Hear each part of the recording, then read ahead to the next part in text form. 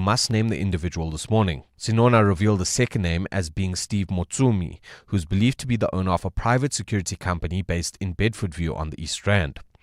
Sinona was instructed to read out the unredacted message from Mkonazi. And I hope he doesn't mind me exposing him to both Sibia and Steve Motsumi. I hope you won't blame me for risking his life because I have to tell the truth about our meeting. Sinona's testimony continues. Arun Singh, Eyewitness News. Ekurhulene's MMC for Roads and Transport, Andile Mgwevu, has been described as a committed public servant. Mgwevu's body was recovered in Mozambique last night after the car he was travelling in was washed away by floods in the Chokwe area more than a week ago. The bodies of 3 others who were with Mgwevu in the car were also found during yesterday's extensive search and recovery operation. Nokukhanya Mtambo has the details. Ekurhuleni Mayor Nkosindiphile Xhakaza says the late MMC Andile Mgwevu dedicated his life to improving mobility, infrastructure development and service delivery for the city's residents. Xhakaza says the 40-year-old's passing is a massive loss to the city, adding he paid attention to detail and ensured that the community's interests were looked after.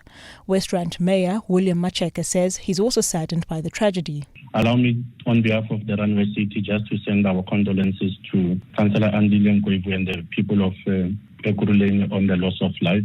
Mgwevu was also the leader of government business in the city. Earlier this week, the Southern African Development Community deployed its emergency response team to support the governments of Mozambique and South Africa following the recent floods that have resulted in the loss of life, destruction of infrastructure and the disruption of essential services. Nokukhanya Mtambo, Eyewitness News. We move to the National Assembly, where members of the South African film and television industry have embarked on a mass march at Parliament today. Industry professionals say it's been 2 years since receiving a government financial stimulus that has stalled productions and caused job losses. The Trade, Industry and Competition Department offers an incentive of up to 50% of production costs to emerging black filmmakers. The DA's DTIC Portfolio Committee member Roger Chance confirmed that more than 600 million rand is owed to the industry, with uncertainty around where the money will come from. Here's what some of the disgruntled protesters affected by the delay had to say. So far there's been absolutely nothing for us. To be honest with you, I'm quite demotivated at the landscape of the industry. Things are going downhill and fast. All year I've struggled to find work. Incredibly grateful for this demonstration. This is kind of a lifeline for our industry to carry on and to thrive. The chairman of the committee was unable to attend to receive the memorandum. And in South Korea, the country's first lady has been sentenced to 20 years in prison for corruption. He was arrested last August over a raft of charges including bribery, stock manipulation and political interference. She was found guilty today of accepting lavish gifts from the Unification Church, but was cleared on charges of stock manipulation and violating South Korea's campaign financing laws. Her sentencing comes just days after former Prime Minister Han Duck-soo was handed a 23-year jail term for the insurrection case linked to the declaration of martial law. Gold's trading at $5,278.50 an ounce. The rand is 15.92 to the dollar, at 21.93 to the pound, at 19.07 to the euro. Brent crude oil is at $67.14 a barrel. Well, at this hour in Gauteng, things looking really good. No serious accidents or major delays have been reported. However, in the mother city, we have that accident seen on the M5 northbound. This is causing heavy delays approaching the N2. Also, there's a vehicle on fire on Jack Schervel Drive. This is between the Deneboom Avenue and Fuatrek Road, causing heavy delays.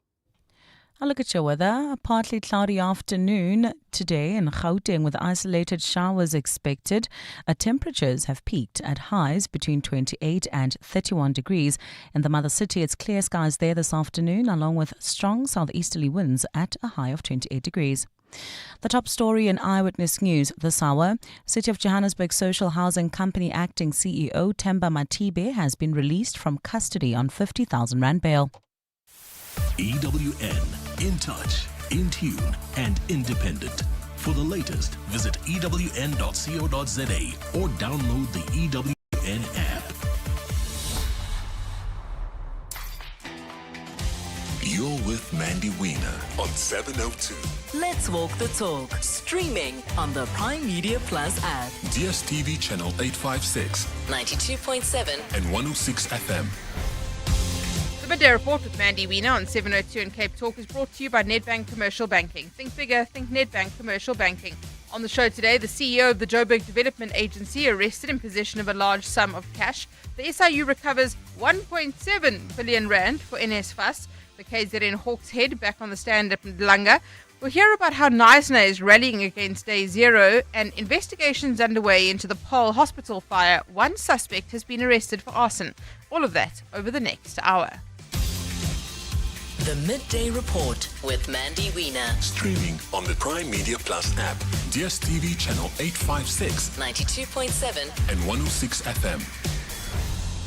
Good afternoon. Welcome to the Midday Report on 702 and Cape Talk with me, Mandy Wiener.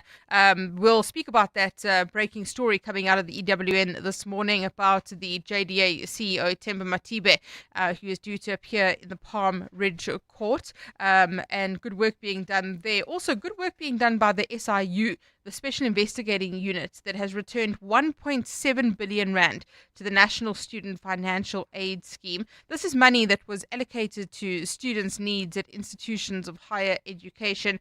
It's part of 2 billion rand that the SIU has received from universities and TVET colleges and unqualified former students. So good job, the SIU. Andy Matibbe there doing a great job. Let's see how he does as National Director of Public Prosecutions. You can send me a WhatsApp voice note 072 702 1702 072 567 1567. A twist in the Paarl Hospital fire too. Police confirming one person has now been arrested for arson. It was initially thought it was an electric vehicle that had started that fire, so we'll try and get some clarity on that as well. So don't forget, you can send me a WhatsApp voice note. You can also tweet me at X. As I mentioned, and the lead story in EWN is that the CEO of the Joburg Development Agency, Matibbe, is arrested, allegedly found in possession of a substantial amount of cash. He was taken into custody on Monday. Let's find out more about this with Alpha Ramoshwana, EWN reporter. Alpha, good afternoon to you. What do we know about Matibbe's arrest? Good afternoon, Mandy. Just for some context, Matibbe has been the CEO of the Johannesburg Development Agency for about 2 years now, and he was recently given the role to act at the Johannesburg Social Housing Company. So he has two positions in the city of Johannesburg.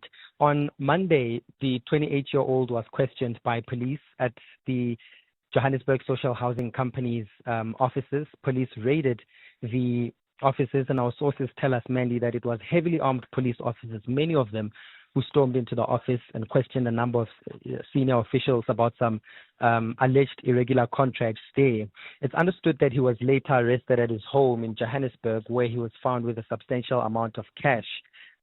So the police have yet to confirm on what exactly they're investigating. So today he did appear at the Alexandra Magistrates Court.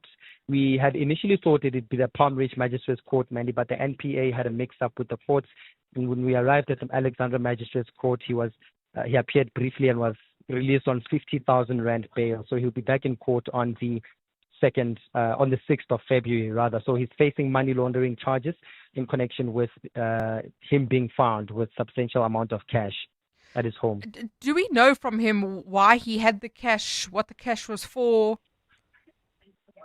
It's currently unclear what the money was for, where he received the money, and where the money was going. The National Prosecuting Authority says it still wants to conduct investigations.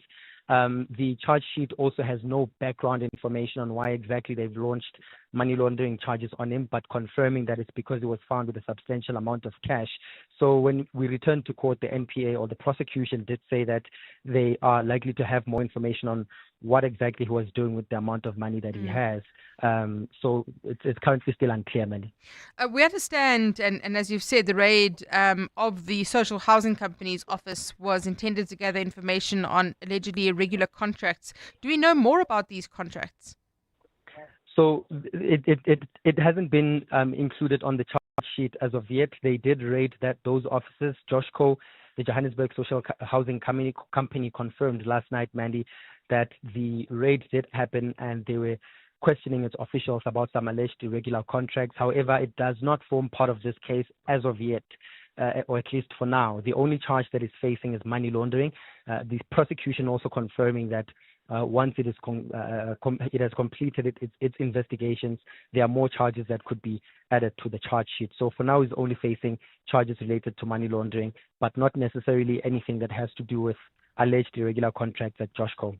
And any comment from the city of Joburg? The city of Johannesburg hasn't said anything today, but we spoke to them last night.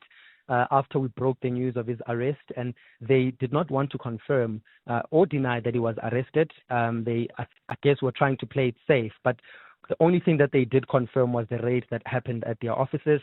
We saw a letter, Mandy, that Matibbe himself wrote to his staff members apologizing for the disruption caused by the police raid and the fear, and saying that operations should go back to normal at the office. But so far, the only thing the city of Johannesburg has said is they've confirmed that the raid did indeed take place. Alpha, thank you very much. Alpha Ramshwana, EWN reporter, speaking to us there. So we always complain about how there's no progress, nothing happens in these matters. But now we have an arrest. The CEO of the Joburg Development Agency, Matibbe, arrested, appearing in court, allegedly found in possession of a substantial sum of cash. He is facing money laundering charges, and this is part of a much broader investigation into gathering information on allegedly irregular contracts. So well done to the officials there. The Midday Report with Mandy Wiener is brought to you by Nedbank Commercial Banking.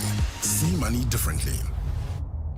The Madlanga inquiry today, the KZN Hawks boss, Lisetja Senona, he was on the stand yesterday. He's back on the stand today. No green safari suit today.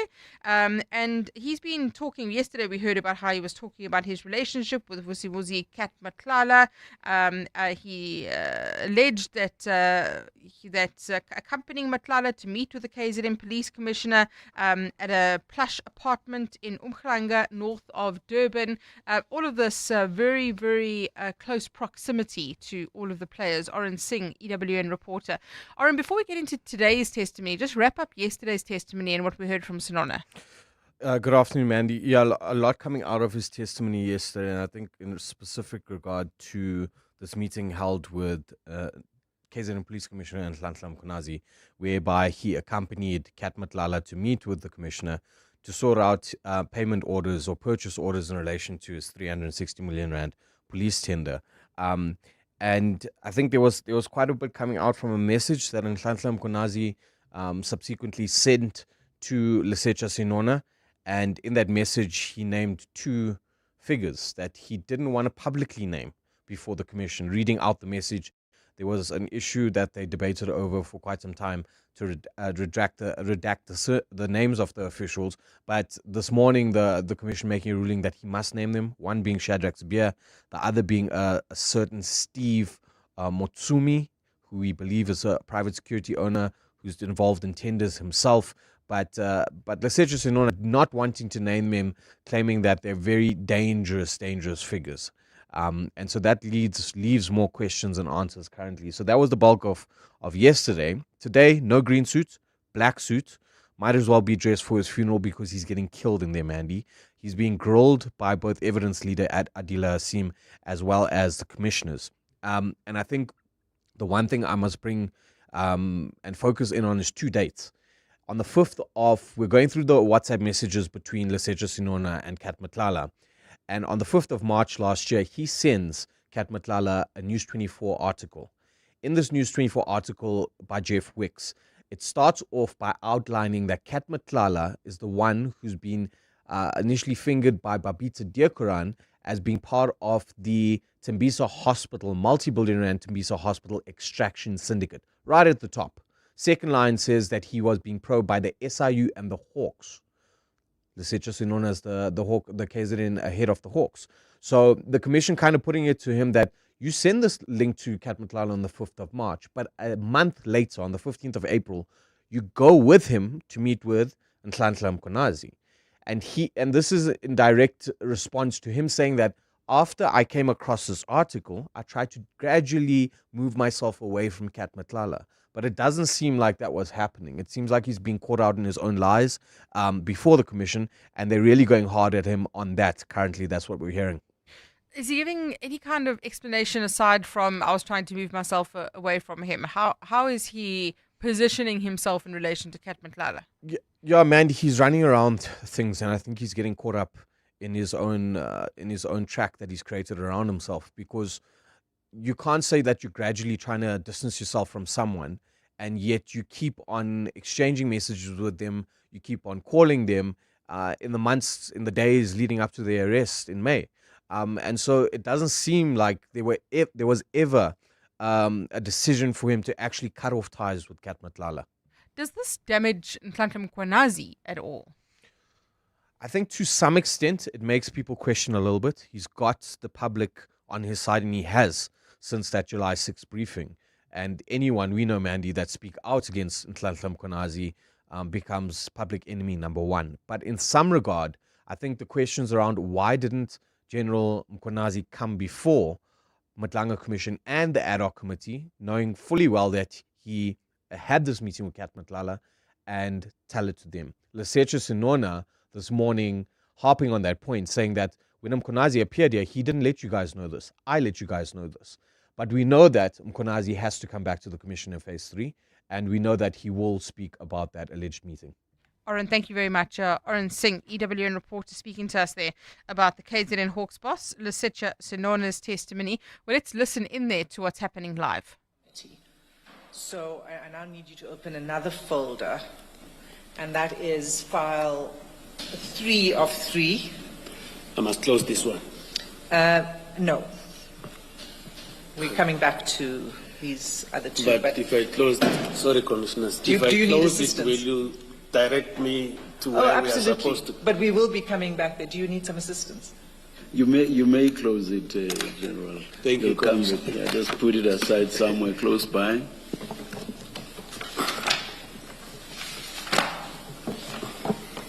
File 3 of 3.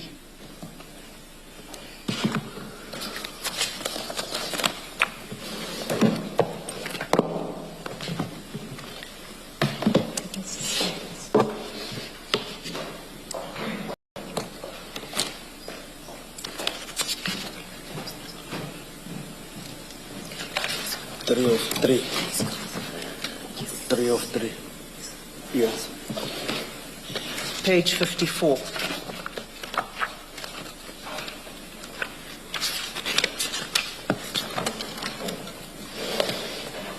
Thank you.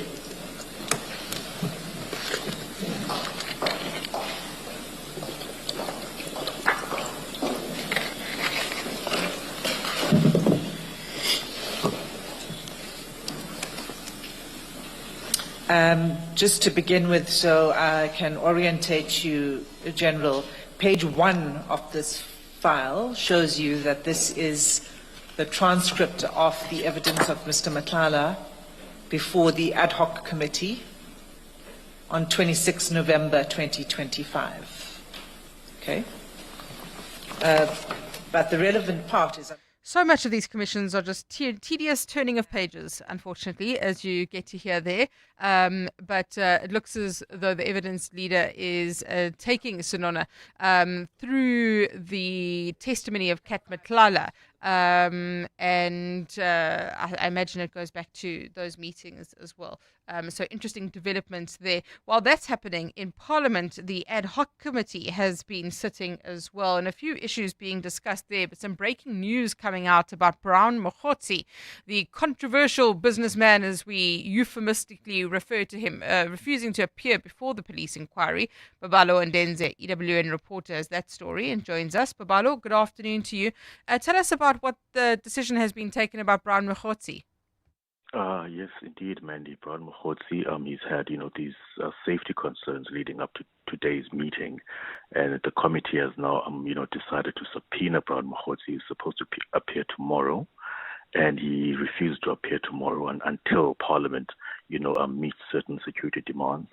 He refuses to be protected by people that he doesn't know, and he's telling Parliament that, he's only going to provide his details, like his ID number, so they can book the flights for him So he arrives in Cape Town for the hearings, and he refuses to hand over these details. So he's giving the committee the runaround on this matter, and the same applies to Paarl O'Sullivan, who's also facing a similar decision by the committee, who's also raising security concerns and safety and not wanting to appear in person, also claiming he's out of the country. So there's these two gentlemen, Mandy, refusing to appear, citing similar reasons. But Brown Mahotsi has, quite a long list of demands that he's given to the committee in his latest communication with the committee secretary, and, Bonani Romano, who was asked by the committee to basically just explain what Brown Mahotsi told him in their communication or their emails and phone calls over the last couple of days. Let's just take a listen, Mandy. And then I contacted Parliament's protection services for them to look at the issues that was raising around the security. And the offer that was given was that he can come to Cape Town, and then as soon as he lands, there will be protection offered or escorts offered. Mr. Mahotsi refused that offer. He says that he doesn't want to be protected by people that he doesn't know. He prefers to have his own people protecting him, and he was requesting that Parliament must fund that for a period of 7 days. Yesterday, I contacted him so that we could book flights for him. I requested him to provide me with his ID number so that I can arrange flights and accommodation for him. And then he told me that he would not give that unless the security details that he wants is in place. So that is how far it is. Okay, so is this matter now sorted? Will he appear there tomorrow?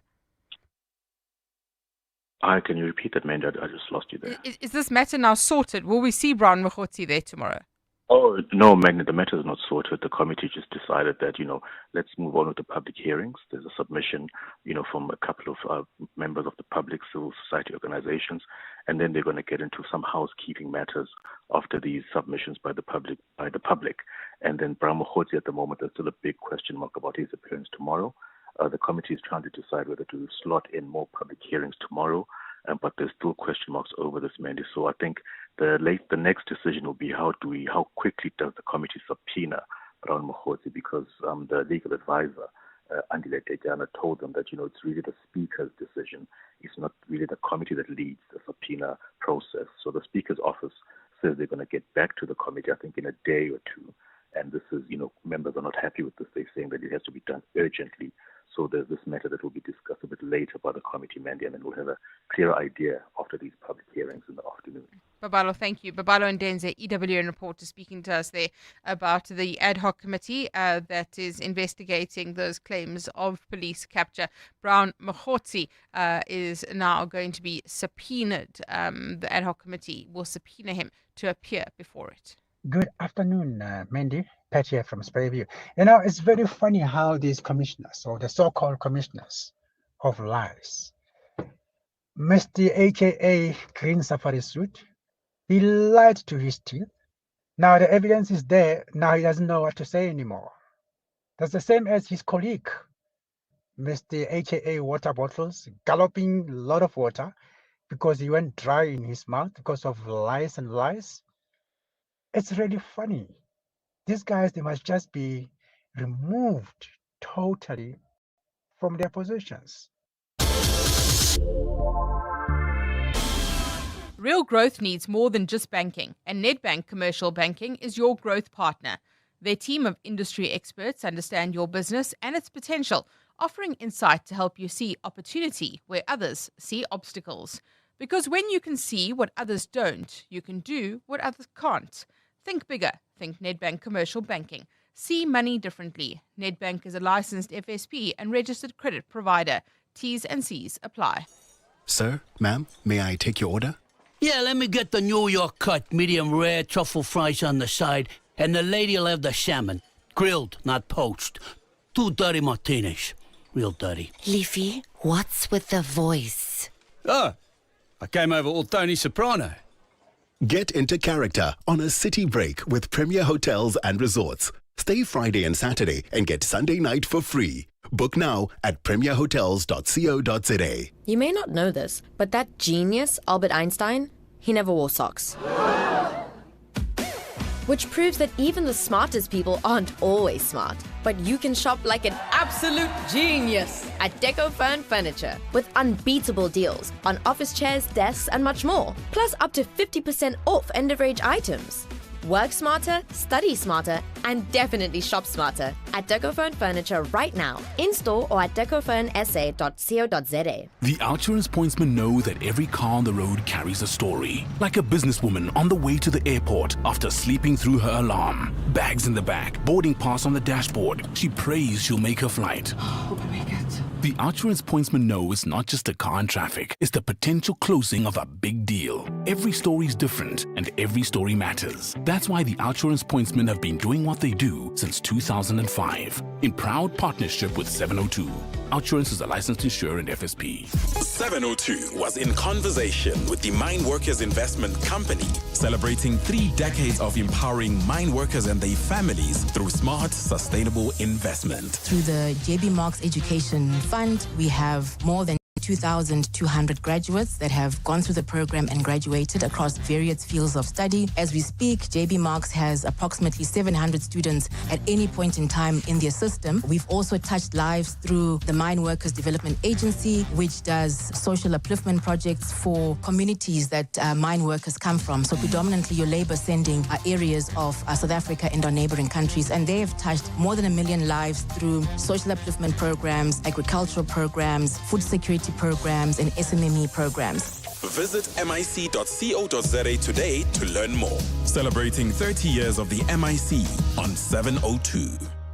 And now, it's back to Mandy Wiener on the Midday Report. This is 702. Let's walk the talk. 12:28 on the Midday Report. I told you at the start of the show about how the Special Investigating Unit has recovered 1.7 billion rand for NSFAS, the National Student Financial Aid Scheme.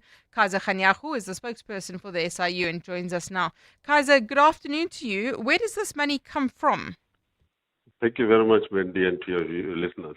No, the money came from unused funds from universities and TVET colleges, and part of it came from those students that we talked about on your show some time back who did not qualify to get the NSFAS funding, but they still got it. Therefore, we went to them one by one, and we have recovered about 128 million from them, still counting. Are you still looking for more money? How big is this operation? No, we are looking for more money because we have not gone to all the universities as yet. We have got all the universities and TVET colleges. That is why we made a request that those that know that they have got the money that they did not use and they kept it to themselves, they must just bring it to us before we come, because they will see already that we will find it and then we will get it back. And then even to the students that we have not as yet reached, it must be clear that they must come here. If they don't have the money, sign the acknowledgement of debt and pay. If they have the money, they must pay it back, because they are needy students that need that money. Evidently, this shows that there are really inadequate control systems and processes being implemented by NSFAS. No, definitely. And that is why in our statement we are clear to say we congratulate NSFAS for having started the process to deal with our systemic recommendations, because we have gone through the systems and we told them where things are going wrong. For an example, we said to them they must link their system to SARS and to Home Affairs so that they are not having all this kind of students. And then secondly, we are dealing with the issues of the systems where they are able to have monthly reconciliations of the money that they've given to the institutions. Kaiser, thank you very much and well done to the SIU. Kaiser Khanyahu, spokesperson for the SIU, speaking about that money recovered from for NSFAS. 12:30, time for Eyewitness News headlines. Thanks, Mandy. Good afternoon. The City of Johannesburg Social Housing Company Acting CEO Themba Matibbe has been released from custody on 50,000 rand bail. Matibbe made a brief appearance in the Alexandra Magistrates Court today on money laundering charges. The 28-year-old CEO was arrested on Monday after law enforcement authorities raided the municipal entity's offices in Braamfontein. ANC fixer and alleged crime intelligence asset Brown Mokhotsi refuses to appear before Parliament's Police Ad Hoc Committee until his security demands are met. Mokhotsi has made several security demands that have been rejected by the committee, including his own private security to be paid for by Parliament for a week. The committee discussed the matter before it continued its public submissions from members of the public. And Cape Town city bosses have warned the spike in water usage continues to impact dam levels across the metro. The city's combined dam storage sits at about 62%. Officials say this supply must last until the next seasonal rainfall cycle. Those are the headlines. This Eyewitness News and more at 1 o'clock or as it happens. EWN Sport. Good afternoon, I'm Tolagile Mganga. Jessica Pugela has reached the semi-finals of the Australian Open for the first time after defeating Amanda Asimova in straight sets. She'll now play Elena Rybakina, who beat Iga Swiatek. Novak Djokovic was in big trouble against Lorenzo Musetti, who led 6-4 and 6-3. That's before the Italian injured his upper right leg and was forced to retire. Djokovic will now play either Jannik Sinner or Ben Shelton in the semis. I always have a chance. It's semi-finals of a Grand Slam, so in terms of level of confidence and motivation, of course it's always there. I mean, it must be, otherwise, what's the point of competing? So I've been in this situation many times in my career, and obviously 4 times last year. I'm glad to repeat the best Grand Slam result from last year, which is reaching the semis. I know that it's only going to get tougher from here, but I have to be ready for it now. The Proteas kicked off the final leg of their T20 World Cup preparations with a comfortable 9-wicket win over the West Indies in Paarl. George Linda was named man of the match after taking 3 for 25. It's telling the fans that we are always in the same side. That what we have written in our shirt, it's inside our hearts. The spirit of Umbutu Boto, it's inside our hearts. And what I want is celebrate with them and make them understand that I'm just one of them. I'm here to help the club, to help the team, but mostly also I want to be excited. And today, the fans were fantastic. And the sports department has denied reports that a lack of financial support has led to the dropping of Jeffreys Bay from the World Surf League's championship tour. They say the event is a privately owned one, and due to commercial realities around sustainably promoting and holding it, the organizers will live searching for sources of funding that were not needed in the past. Tolagile Mganga, Eyewitness News Sport. EWN Traffic. Well, at this stage in Gauteng, things looking really good, free-flowing. No accidents have been reported on our highways. However, you can look out for that accident seen in the mother city. This is on the M5 northbound, approaching the N2, causing delays. There's a vehicle on fire. This is on Jacques Gerwel Drive between Deneboom Avenue and Voortrekker Road. Also, look out for a stationary truck on the N1 incoming. This is in the middle lane approaching Durban Road and in Sir Lowry's Pass. There's also a stationary truck heading towards Gebro. This is approaching Horseshoe Bend. If you come across any other traffic issues, please WhatsApp us on 072-702-1702. There's more EWN on air, online, and on the EWN app. Your office is more than just a place to work. It's a reflection of your success. At Desk and Chair, we help you elevate your workspace with locally manufactured desks and a wide range of chairs to suit your style and budget. Our expert consultants are with you every step of the way, from planning to delivery and assembly. Visit our showroom in Midrand or shop online at deskandchair.co.za. Desk and Chair. Think, feel, work better. The Checkers Hyper Price Drop is here. Save up to 40% on deals like marinated pork spare ribs for $79.99 per kilo. Save 20 Rand. Clover bulk cheddar or Gouda cheese 800 grams. Any 2 for 199 Rand. Save 100 Rand. And a Molefe Richards digital microwave 20 litre for $8.99. Save 400 Rand. Deals valid until this Sunday only at Checkers Hyper. 702 is in conversation with Capitec, discussing how South Africans can protect themselves against financial crime. So firstly, let's look at the red flags that you need to watch out for. Prices significantly lower than similar listings. In the case of accommodation, no in-person viewing allowed. And typically excuses like I'm traveling or I've relocated or there are people in the accommodation at the moment, I can't take you there. Pressure tactics is a favorite. I have another 3 buyers ready to pay. You need to pay now. Or deposit required immediately into a personal bank account. That's very often also another big trigger and red flag. New or empty profile with little activity. And then these perfectly looking photos. Often they're stolen from real listings. And then for accommodation, often there's a refusal to do a live video walk through the property. Slam the scam with Capitec. Capitec is an authorized financial services provider and registered credit provider. WhatsApp Mandy on 072 702 1702.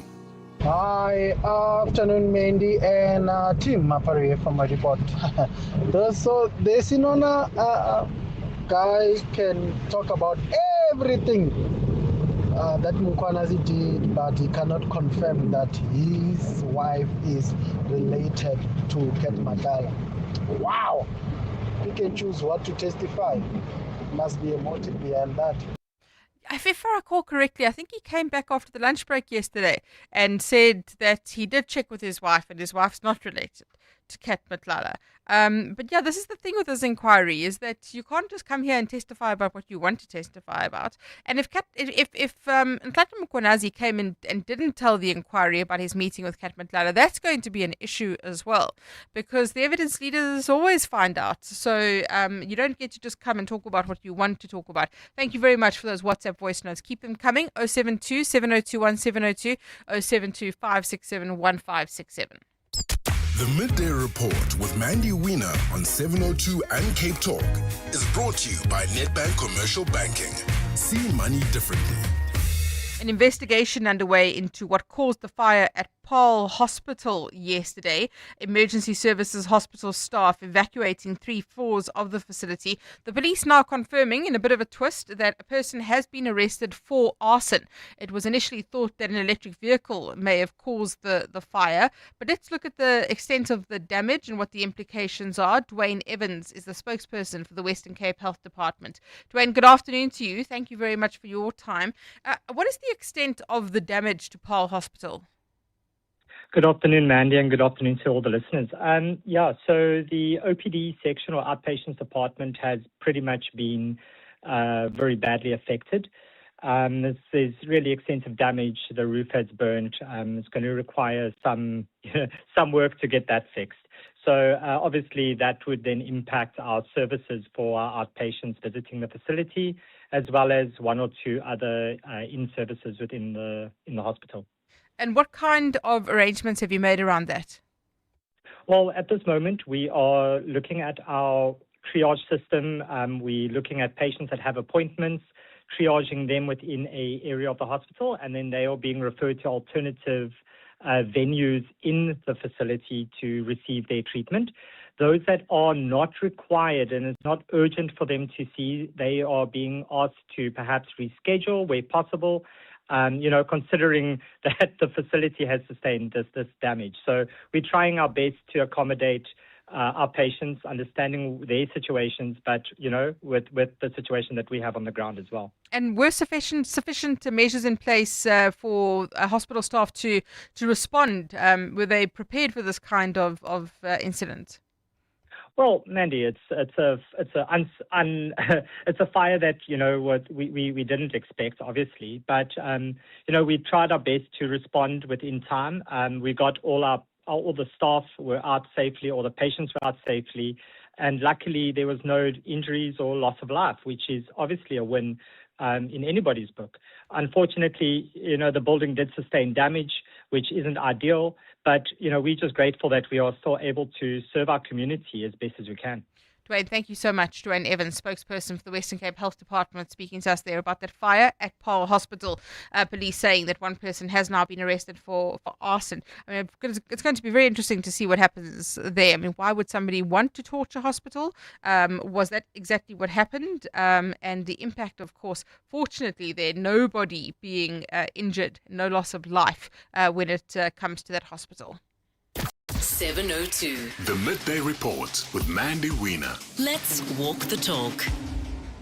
We heard earlier in the week about a clampdown on scholar transport. There were operations underway in Pretoria, in Ekurhuleni. I made the comment that I hope that this is something that happens all the time. It's not just a reaction to that terrible, tragic accident that occurred in Vanderbijl Park last week. So let's speak about the Gauteng Community Safety Scholar Transport clampdown operations with Ofense Morwani, who's the Director for Communication Services in the Gauteng Department of Community Safety. Ofense, good afternoon to you. Thank you very much for your time. Good afternoon, and thank you for the opportunity.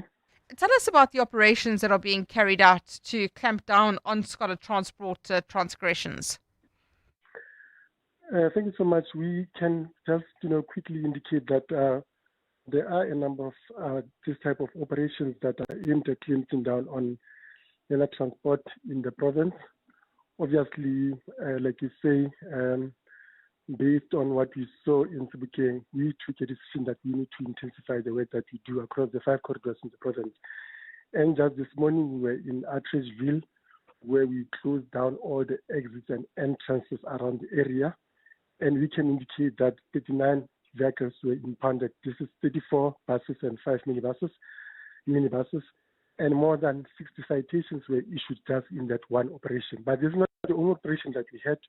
We had another operation in Kempton Park in the Eastern Corridor. We had another one in Krugersdorp in the Western Corridor. We'll continue with the work, but I think what is very disappointing is what we are seeing, what the owners of these public transport operators are doing. They are simply after money, and they are not necessarily taking care of the vehicles. So it's important that we clamp down on this. We put our foot down as law enforcement so that people comply.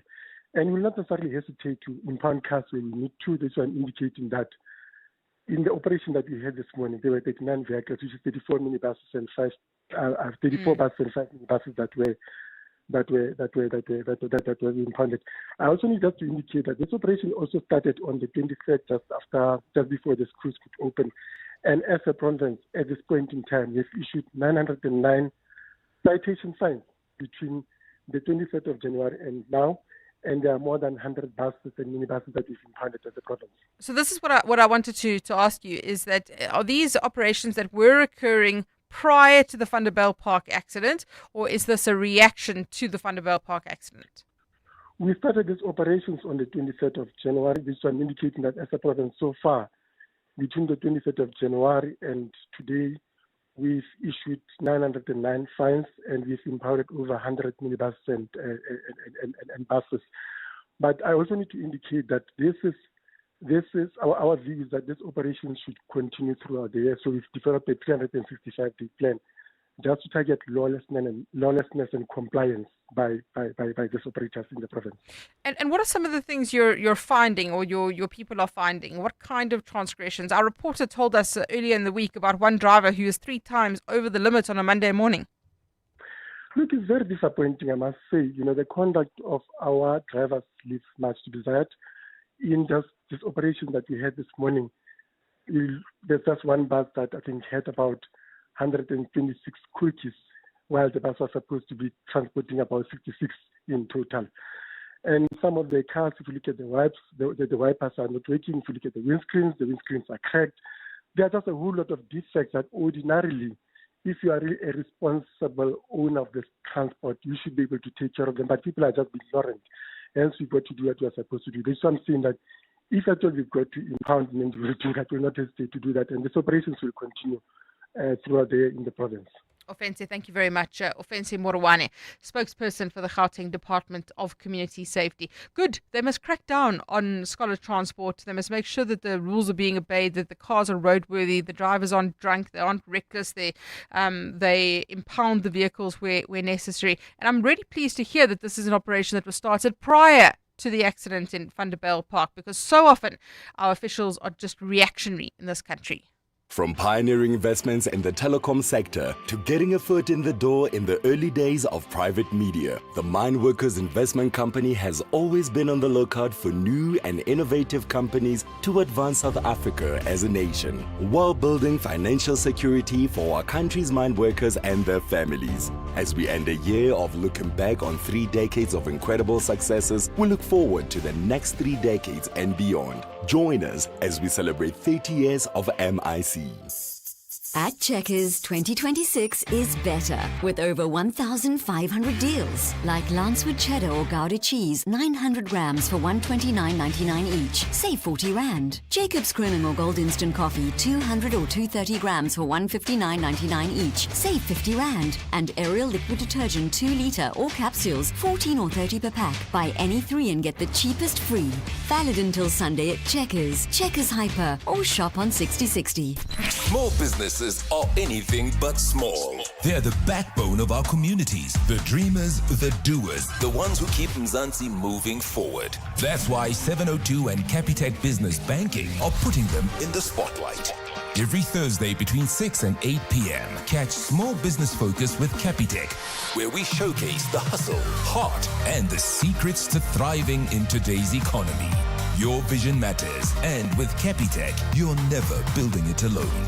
Small Business Focus with Capitec, the business bank for everyone. Thursdays between 6 and 8 p.m. on 702. Capitec Bank is an authorized FSP 46669. WhatsApp Mandy on 072 702 1702. Good afternoon, 702. You know, I have a problem with this substantial amount of cash, and then he was released on bail. But what about the dollars that were found in Palbala? No one was arrested. How does the law work? I'm so confused, really confused. 702. Mandy Wiener. Weekdays 12 to 1 p.m. 12:47 on the Midday Report. Earlier we spoke to Babalo and Denze about what's happening at the ad hoc committee, that fight going on about Brown Mogoti's testimony. The ad hoc committee will now subpoena Brown Mogoti to appear before it. Yesterday we heard from a variety of crime fighters, Chapter 9 organizations, institutions about the criminal justice system, and various people suggesting their thoughts. One of them was Advocate Paarl Hoffman, who's the Director of Accountability now. Advocate Paarl Hoffman joining me. Advocate, good afternoon to you. Thank you very much for your time.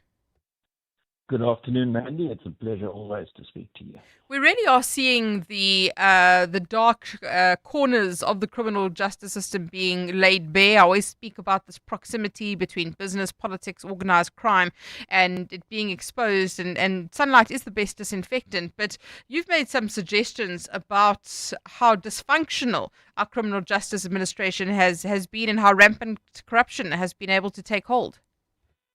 Yes, that problem was diagnosed by the Constitutional Court back in 2011 when Bob Glenister was busy with his campaign against the disbandment of the Scorpions.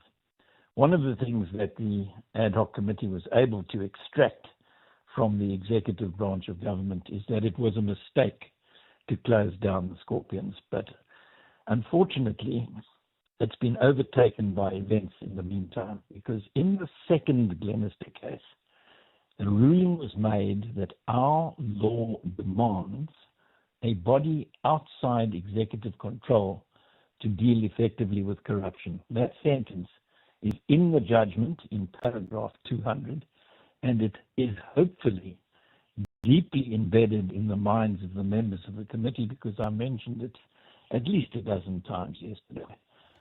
When the submission was made on behalf of accountability now. Would you like to see a recommendation being made by the ad hoc committee and the Midlanga inquiry for a Scorpions-like organization that is independent to deal primarily with corruption? Now, I want the judgment in Glenister 2 to be implemented by the legislature, the executive, and the administration of South Africa. And that isn't a Scorpions-like body. I hope it has the esprit de corps of the Scorpions, but you know that the Scorpions was part of the National Prosecuting Authority. The National Prosecuting Authority is not an independent body. It is firmly under the thumb of the Minister of Justice. The Minister of Justice has final responsibility over the National Prosecuting Authority. She has to concur in the policies that the leadership of the National Prosecuting Authority devises, and she has a Director General of Justice acting as the accounting officer of the National Prosecuting Authority, which means that the purse strings are not in the control of the prosecutorial leadership of that body.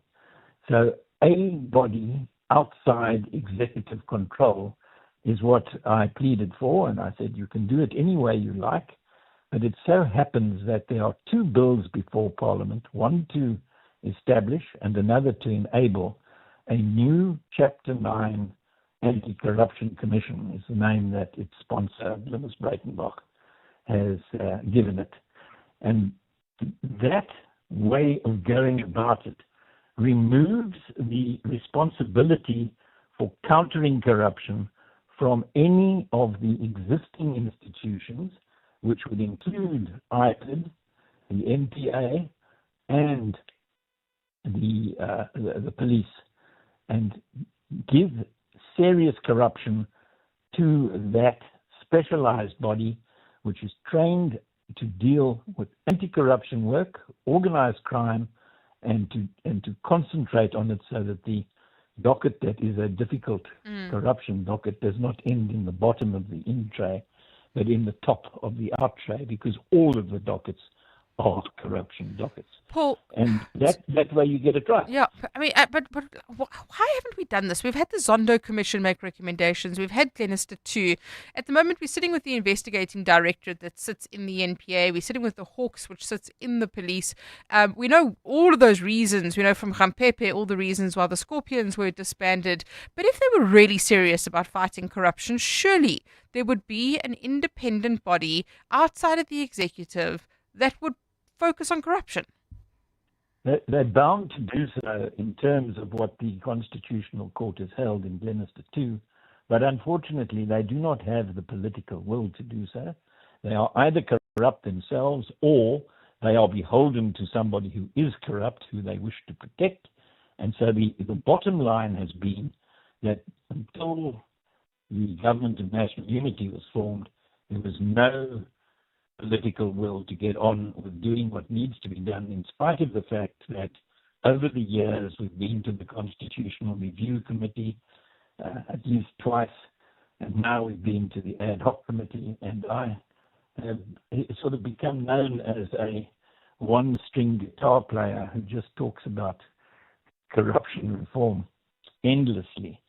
At this point, what came out yesterday, much to the surprise of many of the members, was that IDAC is an unconstitutional body. IDAC is not a single body outside executive control at all. It is a subgrouping within the National Prosecuting Authority, which has been given responsibility against corruption, as its name suggests.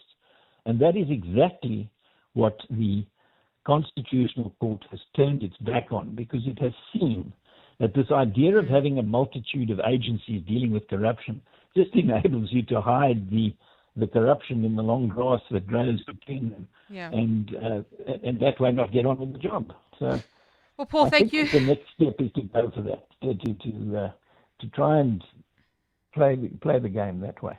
Well, Paul, thanks for fighting the fight and for playing that one string over and over. It's so necessary. Advocate Paarl Hoffman, Director of Accountability Now.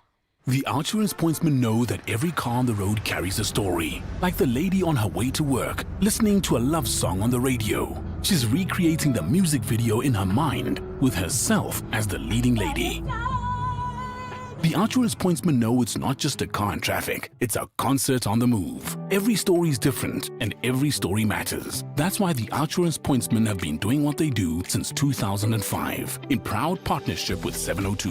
Outsurance is a licensed insurer and FSP.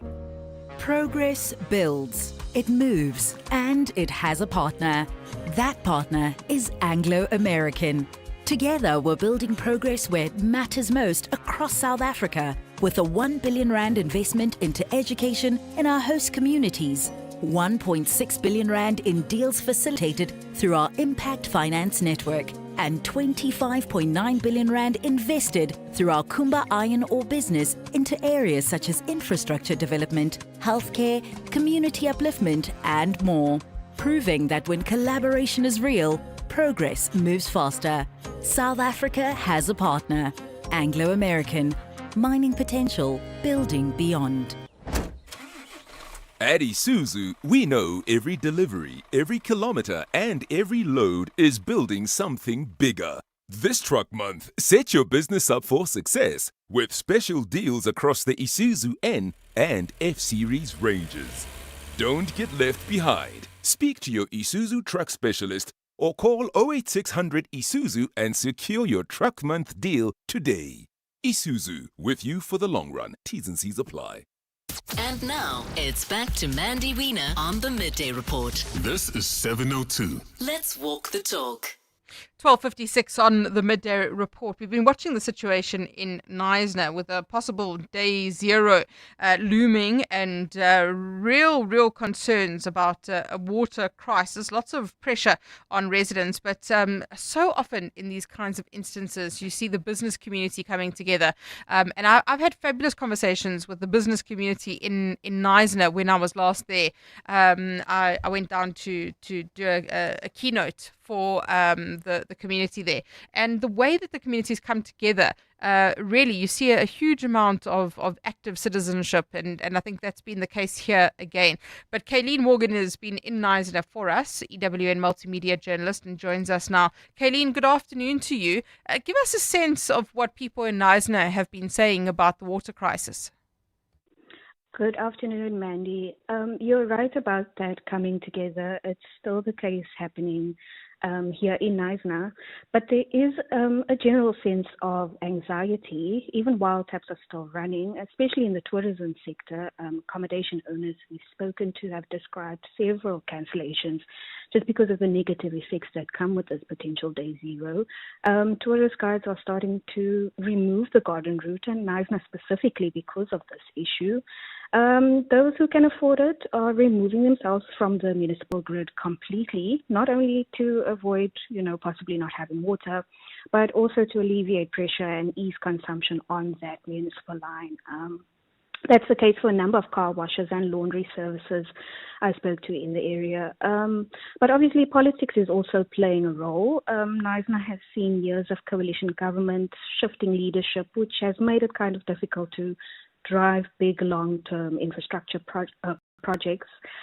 So problems are building up instead of being fixed properly, and the mayor, Thando Matika from the ANC, has been criticized heavily by the opposition. I asked him about this criticism and whether he accepts responsibility. He says he's only been in office for a short time. It's been 11 months. And he points to long-standing infrastructure failures, including old asbestos pipes and the lack of an actual dam contributing. But there are some positive signs, Mandy. Water reserves have improved slightly. Akakura dam level last time I checked stood at 22.3%. This means that Knysna now has more than 19 days of water left. Boreholes are being brought online with the help of Gift of the Givers and other NGOs. National government has promised funding, and unfortunately that doesn't mean they're out of the woods, and many people just see this as buying time. I think the bigger concern is that unless long-term infrastructure is finally prioritized, Knysna and many other towns for that matter will possibly face this kind of crisis again. Kayleen, thank you so much for giving us the view there on the ground. Kayleen Morgan, EWN multimedia journalist on the situation in Knysna. The Midday Report. Thank you very much for listening today. The Midday Report with Mandy Wiener on 702 and Cape Talk was brought to you by Nedbank Commercial Banking. Think bigger. Think Nedbank Commercial Banking. It's 1 o'clock. This is EWN. Joshco acting CEO accused of money laundering released on bail, and Parliament's Police Corruption Committee works to resolve witness safety fears.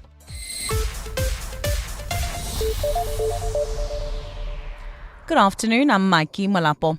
The City of Johannesburg Social Housing Company